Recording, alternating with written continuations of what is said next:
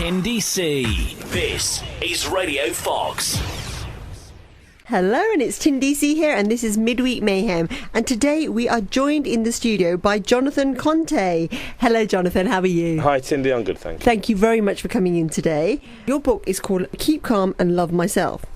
And some of us may think that loving ourselves can be a bit egotistical.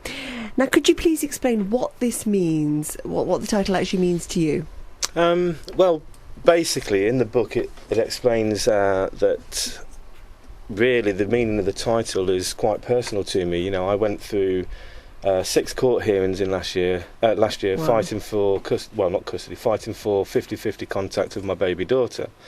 And I achieved that through the courts, but throughout all of the court hearings I had a piece of paper with a picture of my daughter on and the logo, Keep Calm, and then at the bottom, Love Myself. And it was to really get me through, because I know that in World War II the old propaganda posters were out there, and they had the Keep Calm posters saying for the nation to brace themselves for the terror that lay ahead and to, you know, just remain calm.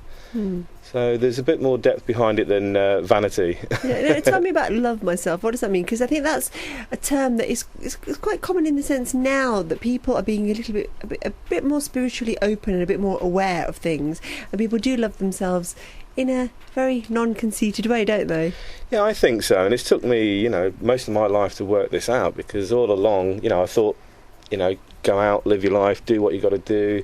As long as you don't hurt other people, just try and make the best of it all. But actually, you know, along the line, you end up getting hurt a lot if you don't really value who you are yourself, and you allow people to hurt you. And really, I think loving yourself and respecting yourself and actually valuing who you are, without it being, you know, on the side of arrogance and vanity, I think is important. And you know, now I know that, you know, there's limitations to what I'm prepared to accept. It doesn't make me a bad person, but I know when to walk away now. And I think loving myself has actually got me to the point of understanding that properly. That's a fantastic point to actually have reached, and without sounding patronising, congratulations on that. Thank you. Okay, now if I met you in any other setting and you told me about your life, I'd be like, gosh, you should write a book. And obviously you've done that. So what inspired you to put pen to paper? I think, you know, for many years I've always just written thoughts down and things. You know, I used to be a diver in the Royal Navy, so back in those days there was no computers, there was no instant messaging and things. So any thoughts I ever had, you know, often used to go down on paper when I was travelling and so forth. And I guess, you know, writing for me became a bit of a release. It was I don't know if therapeutic or a bit of an escape or whatever, I don't know, but you know, I've been that wrapped up in life, you know, this past 10-15 years of my life, I've been that wrapped up that I've pulled away from it, but with a lot of problems accumulating, really I think they built up to a bit of a crescendo earlier on in the year, and I was either going to explode or I did the right thing, and I just started writing my thoughts down, and 17 days later it was a book. Wow, it took you 17 days. So did you used to sort of deal with any issues you had prior to that by writing as well then? To some degree, yeah, but not on this scale. Definitely not on this scale. I mean, I'd write things, you know, and I'd reread them later, and that was good for me, you know. It was good to sort of think about how I felt a few days ago about a situation. But you know, it's not to say that I've got notes everywhere all around the house. It was just something that I used to do occasionally, but it wasn't a mission for me to write a book. It was just you know, something that I did. It wasn't something that I intended to do, but once I started I couldn't stop. Everything just poured out. Wow, that's fantastic.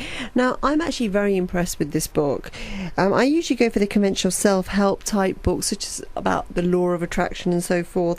And I don't normally read autobiography type books, yeah.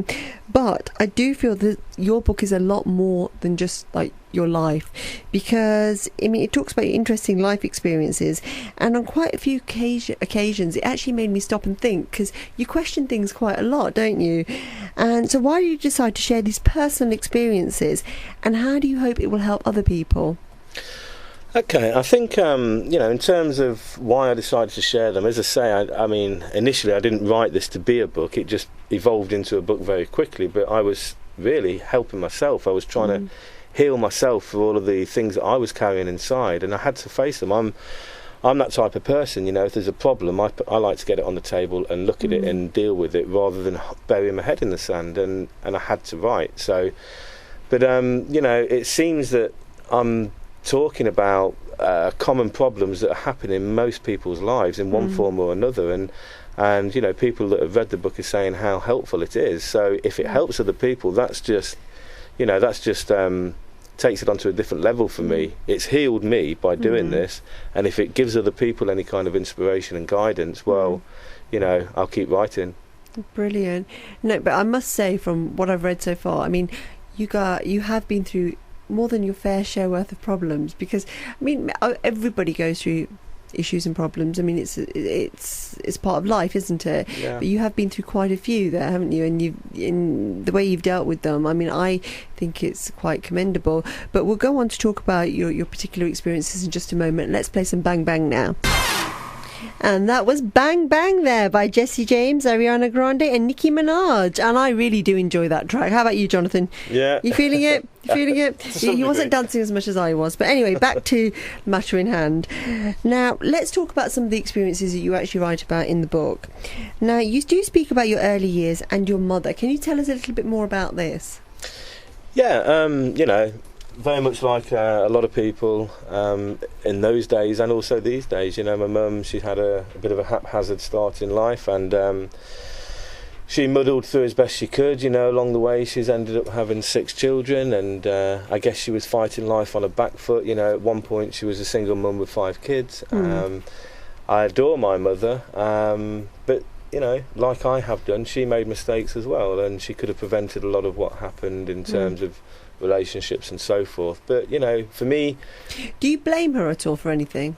No, I understand her, and realistically, it's not about blame. I think for a long time I had I had issues with her, because for me she wasn't being realistic about some of the things that had happened, and I knew that it was a bit different to that, but that may have been her own way of dealing with things. But you know, ultimately, like I said in the book, I've lived long enough now to understand what it's like to live in a relationship where you're on a back foot and where you're going to make mistakes, and you know, and therefore for anything that happened, I forgive her definitely. And would you say it's fair to say that you had a troubled childhood?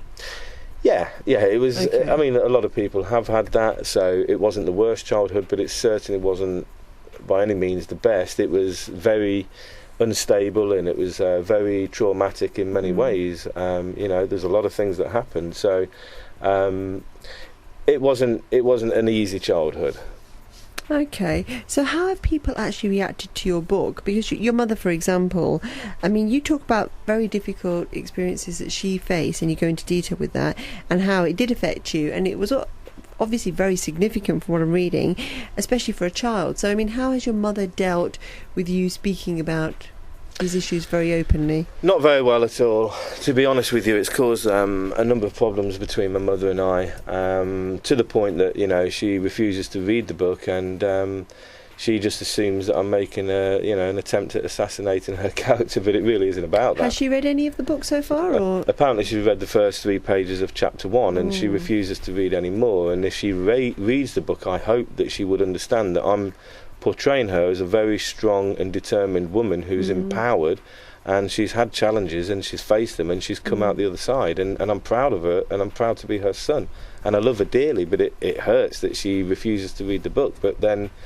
some people don't like to stand up and, you know, sort of be held accountable at all, and the book wasn't even doing that, to be fair. Most of the stuff I've written about the childhood was actually some of the fun stuff that we used to do, like jumping out the bedroom window with a plastic carrier bag and things like that as a parachute, you know. But I had to mention just a small percentage of things that happened that sort of had a bearing on who I was and who I've been and who I am now. So.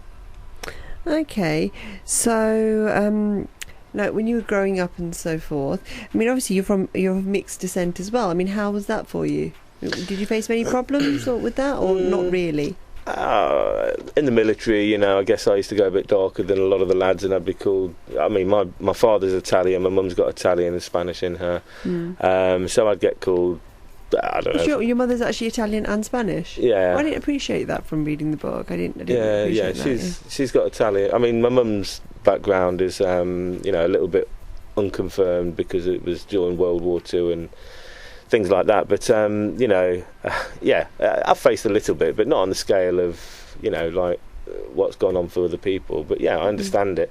But I've actually seen a lot of it. I lived in Uganda. I worked out there for some time, and I saw some serious racism that was, from the dive team that I was with. There was a few people on there that just treated the local Ugandans like they were absolutely nothing, and it was really bad to see.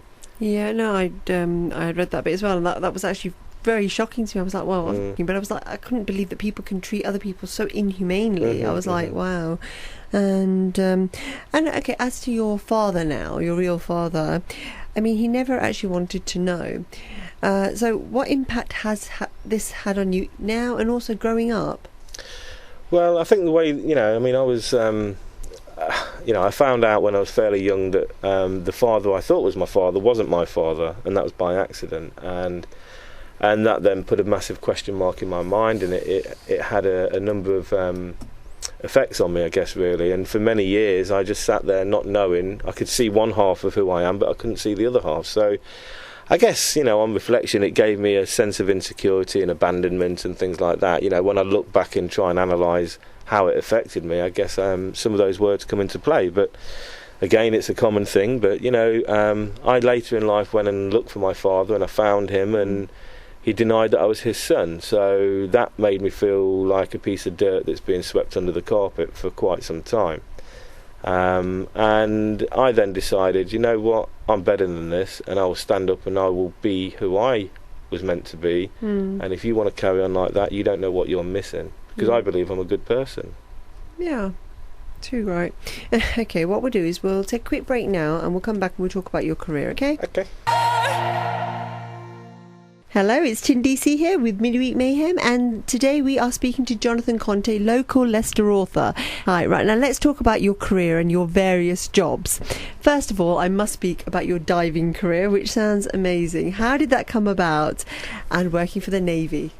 Well, as a child, I guess I used to see the old Jacques Cousteau programmes on television, and I'd be pretending I was under the water and swimming around the house on the floor, I think I've always just wanted to be a diver. So at 16, I ended up joining the military, and I went off and became a qualified professional diver in the military, and I absolutely loved it. Came out, carried on commercial diving, working around the world, different contracts in Africa, America, Middle East, and so forth.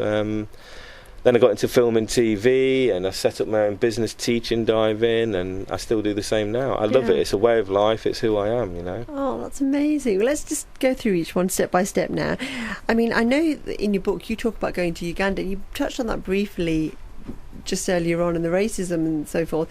Was that an eye-opener for you at that time, or were you quite sort of... I think really, coming from the military, I've seen people like that before. It was quite. I grew up in Coventry in the middle of Maggie Thatcher days, and there was, skinheads who were being racist towards blacks, and there was mods and punks and so forth. So I'm used to that, but it doesn't. I've not seen it on the scale that I saw in Uganda, but I've always seen it.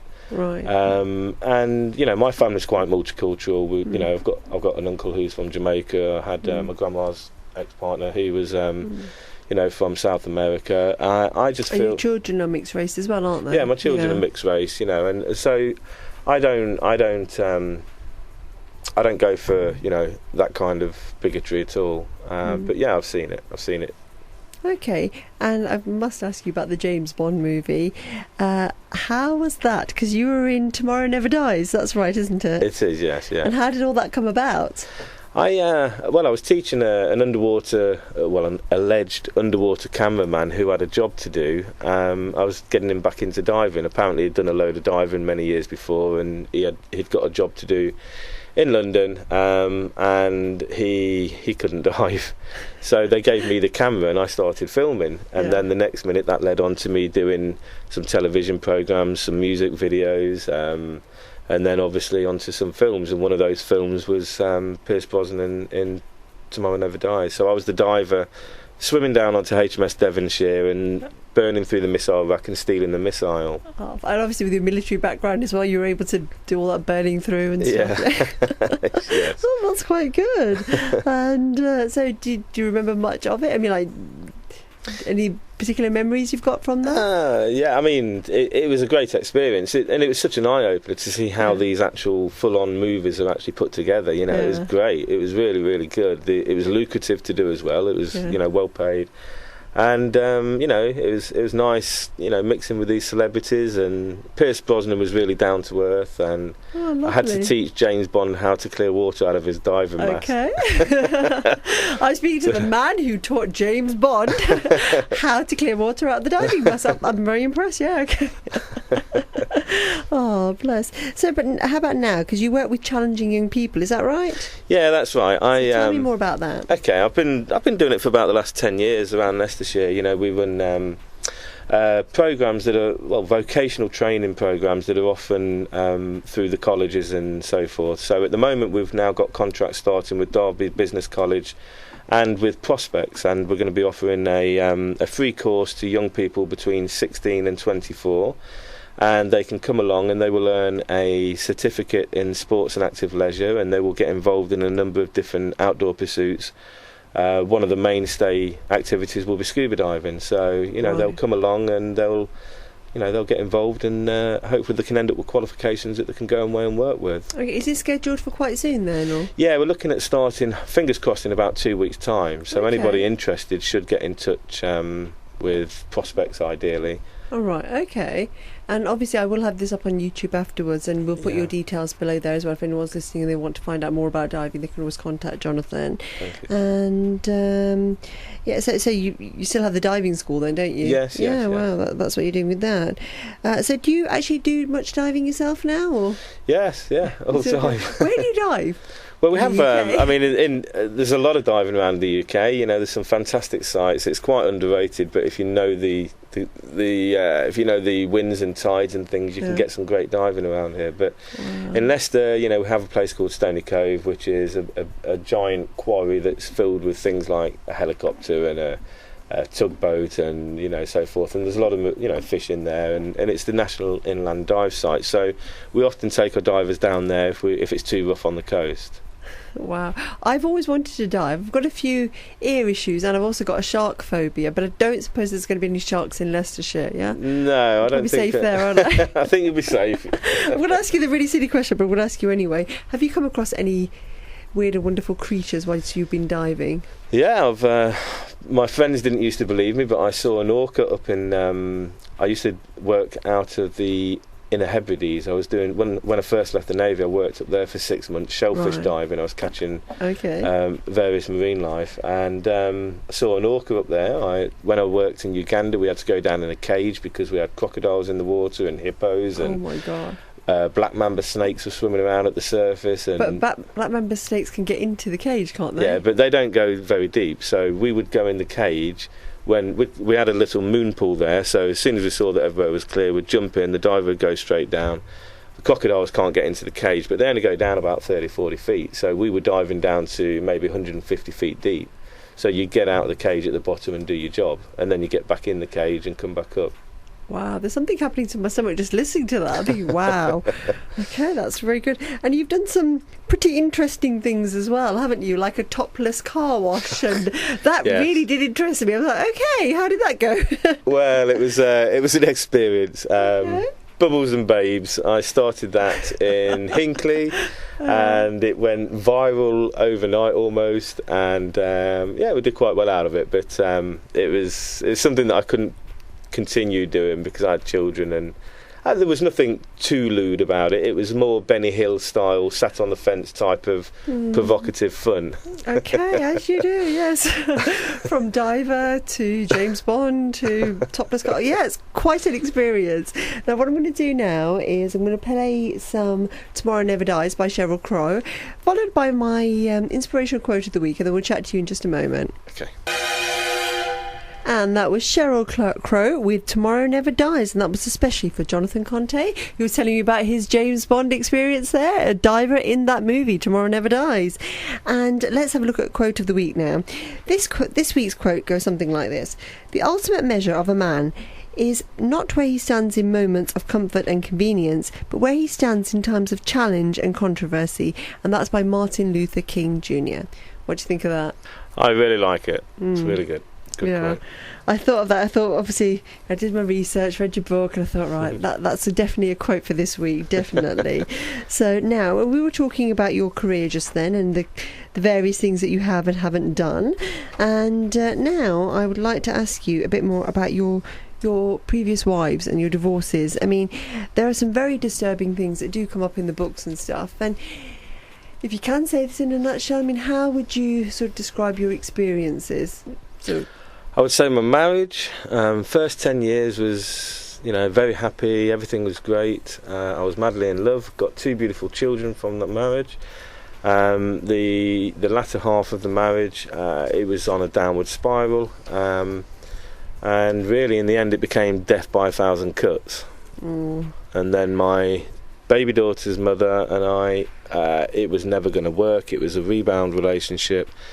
And it was the most chaotic relationship I could have ever imagined. And that was like death by guillotine. Yeah, and you do use those terms in the book as well. I'm like, oh, I'm just imagining that. Then I'm imagining salt being put on top of those wounds. But the way that you talk about it in the book, I'm like, oh. So was your younger daughter's mother, was she very much younger than yourself? Or? She was, yeah. She was significantly younger. Okay. And, but I don't put all of the behaviour down to age. I think that it's the kind of person that she is. I think that... I think that there's a lot of problems from her childhood that have made her violent and abusive and, this crazy diva in my mind. And, to me, she prioritises herself above her daughter, my daughter. And I'm not prepared to tolerate that. And that's why I fought hard in court to achieve the right result for my child. I love my baby daughter more than anything. And I will never have someone withhold my children from me. Right. I mean, I don't want to sort of ask you too much because I'm not sure if you're at liberty to talk about this or not.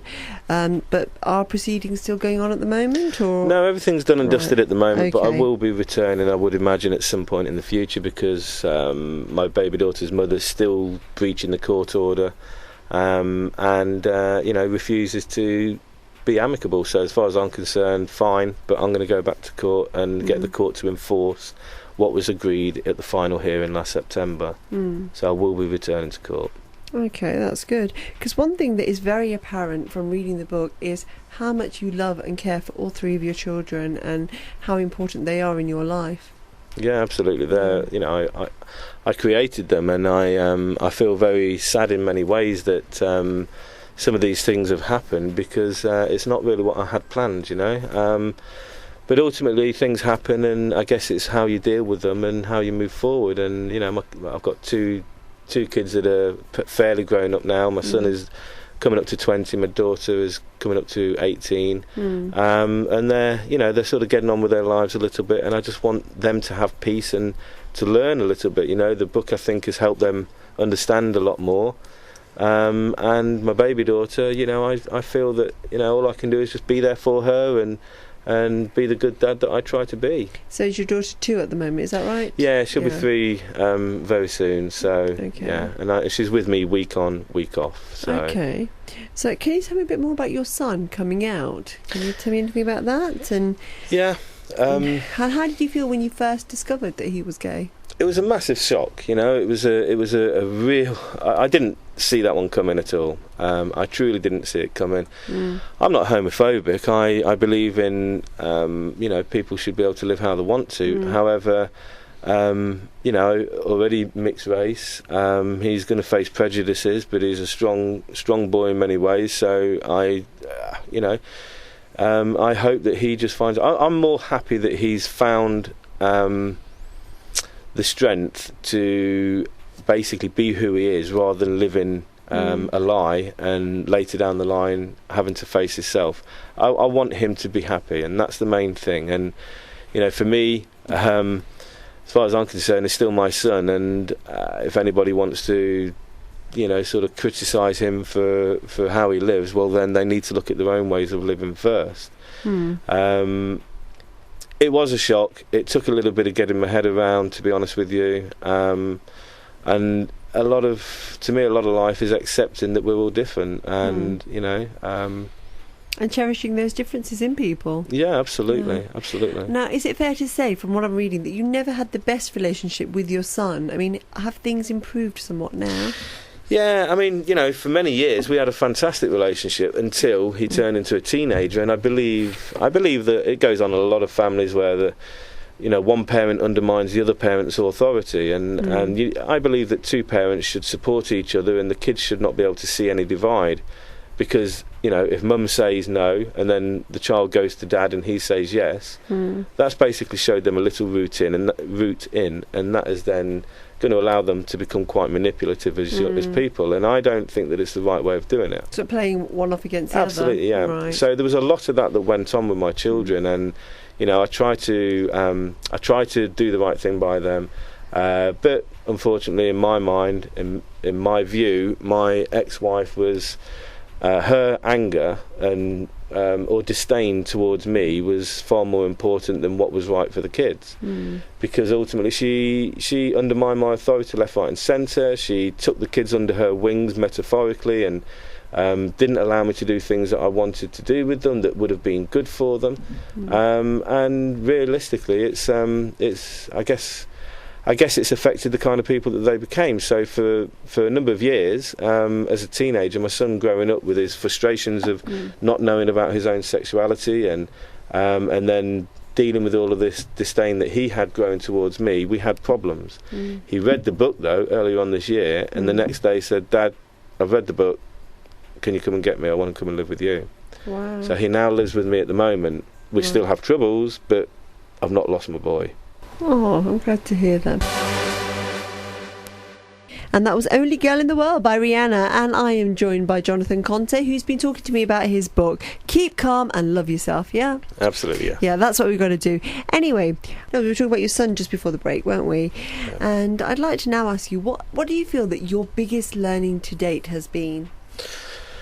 I think the biggest learning to date really is, as the book title says, keep calm and love yourself. Truly, it sums everything up. You just got to maintain, you got to walk the higher path sometimes, for a bigger cause, and not get tempted by people's goading and by people. But, to me, thoughts of revenge and bitterness and so forth, to me, they're just mental chains that we allow people and ourselves to put around ourselves. And I refuse to be chained by anybody.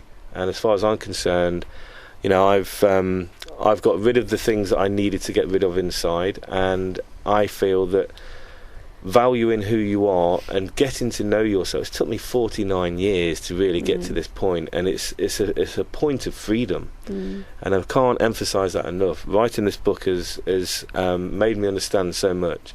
We all learn in different ways. For me, I need to write things down and see it, and I believe that loving myself, valuing who I am, and knowing that I've got to walk away sometimes is important, and avoid toxic relationships. Okay. One thing that I read actually at the end of the book, and I actually even highlighted it because I really liked what you'd written, and I'm going to ask you to explain that a little bit to us. We'll just find it. Right.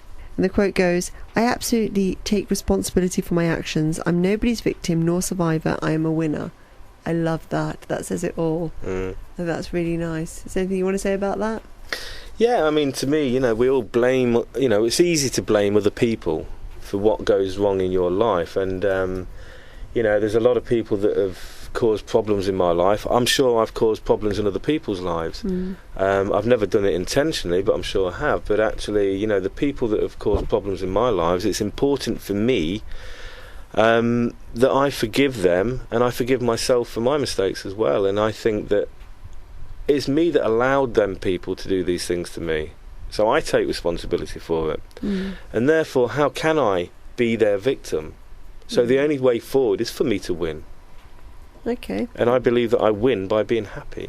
It's not a competition, but I need to, I have a right to happiness, and and therefore, I've cut loose of all of the things that are negative in my life, and I intend to be a lot wiser in the future about who I entertain, if you like. Could you briefly mention before your sister's death, and do you feel that it was at that point in your life that you decided to do this? Yeah, I think just before I started writing the book, I'd had a number of things, like another broken relationship with my ex-girlfriend in France.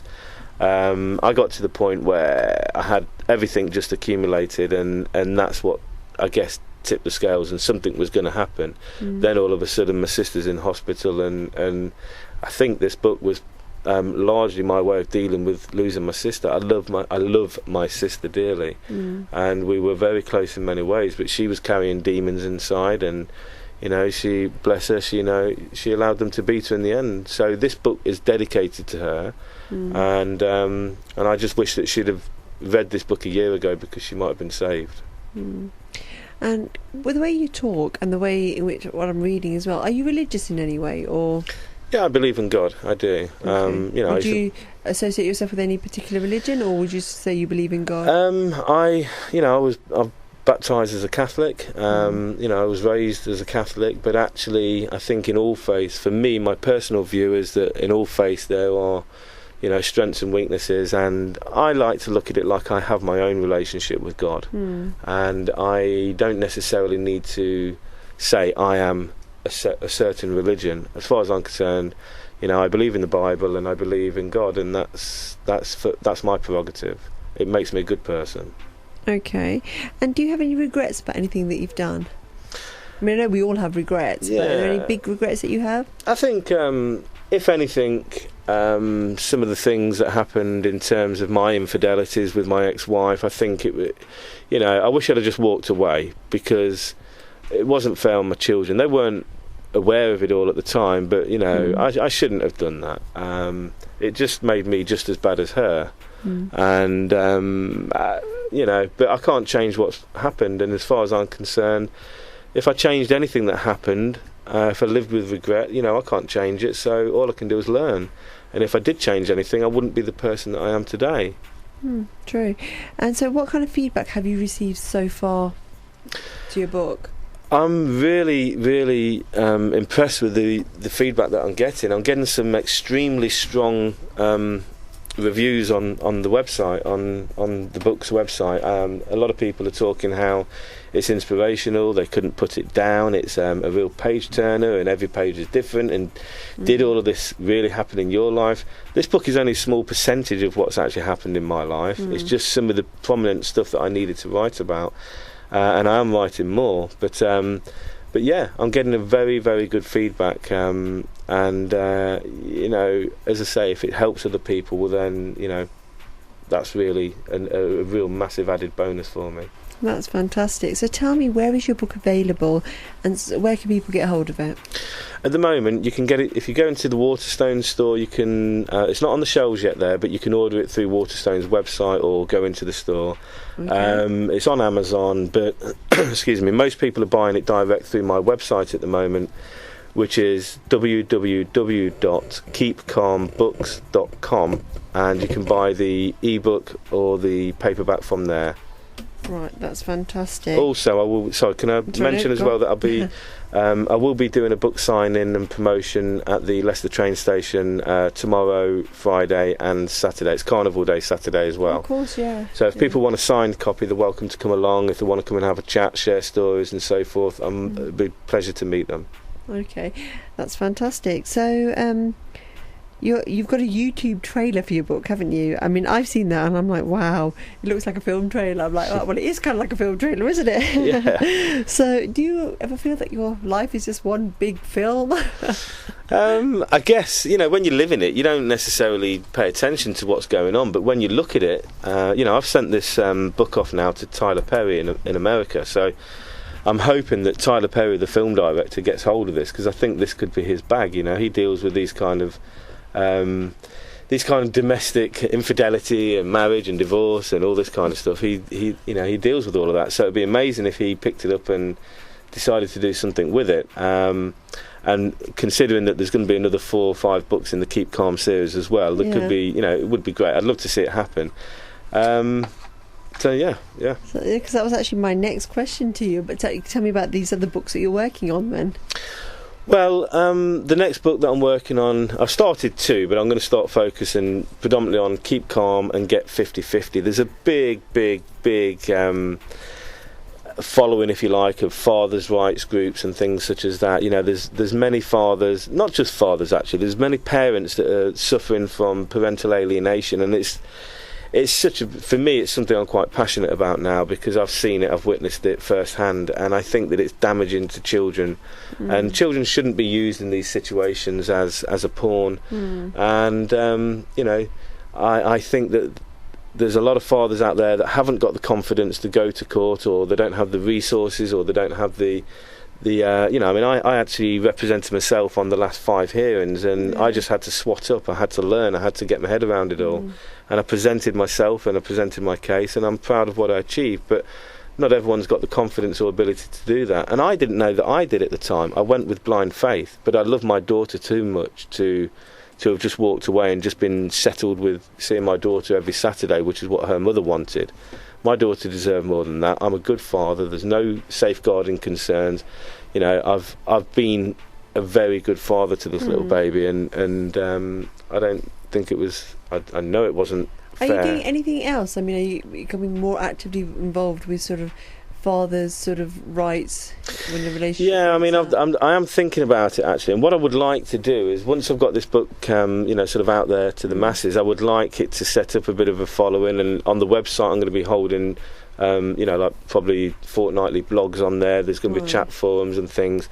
I want to start producing documents and so forth, reference documents. I'm thinking about setting up a helpline number for fathers that are in this predicament at the moment. It's not just fathers, it does happen with women as well, but predominantly it's fathers. And the courts, the family courts in the UK are notorious for they're reputed to not sort of go in the father's favour a lot, but actually I have to disagree with that. If you do it right, if you do it correctly, I got a result that was best for my child, so I support what the courts did. But I guess it's a bit of a tightrope to walk, and there's a lot of things that somebody needs to know, but they can do it. And I think representing yourself, nobody's better than yourself to sort of explain what you've gone through and so forth. Right. But I suppose that could be quite tough as well. I mean, because you're emotionally involved as well, so you've got to have a great sort of sense of constraint, I guess, in the courtroom or wherever you are, because not to say things on a too personal level, just explain the facts as they are. Hence the Keep Calm poster that I had in front of me all the time, with my baby daughter there. That's great. Right, we're going to finish off now. I just wanted to say, what would you like to say to listeners out there about what your ultimate message is?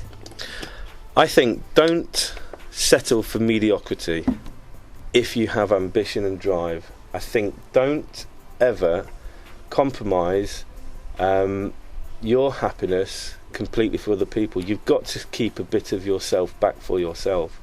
We can all be in loving relationships, and we can all adore our children, but what I've learned is that I'm no good to anybody if I can't sort myself out and I can't look after myself. On an airplane, if there's an airplane coming down and the oxygen mask drop, you've got to put the oxygen mask on your face first before you're effective for anybody else. Otherwise you're going to be a victim as well. It's just about a little bit of self-preservation, and I don't think that's a selfish thing to do. You're no good to anybody if you're crumbling inside. You're just on a downward spiral and everybody suffers. So I think love yourself. I can't emphasise it enough. Value who you are, love yourself, and just be a little bit aware and be prepared to walk away from people that are not positive in your life, that don't serve you in any way. Yeah, if all they're doing is bringing you down, they're there to teach you a lesson. Learn your lesson quick and get out. What would you do if those people you've got to see them, like their family members or something like that? It's down to management, isn't it, I guess? I guess it's down to, if you've got a relationship that you cannot escape, you've got to manage how you deal with that situation. Rather than rising to the bait all the time and getting too involved, you just got to.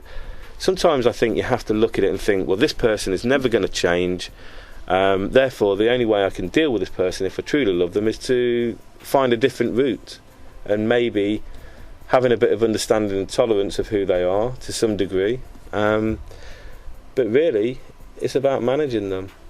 You know, if it's a close relative that you're just constantly bickering with, well, you know, you just got to really deal with it and make sure that you're not letting them affect your happiness. And just to keep calm and to love yourself, isn't it? All the way, all the way. Keep calm and love yourself. Thank you very much, Jonathan. Thank you for inviting me in, and thank you to the listeners. And, you know, as I say, if anybody's interested in signed copies, I'll be at the train station over the next few days, or log on to the website and can order the book through there. Yeah, thank you very much, Jonathan. Thank you. Take care.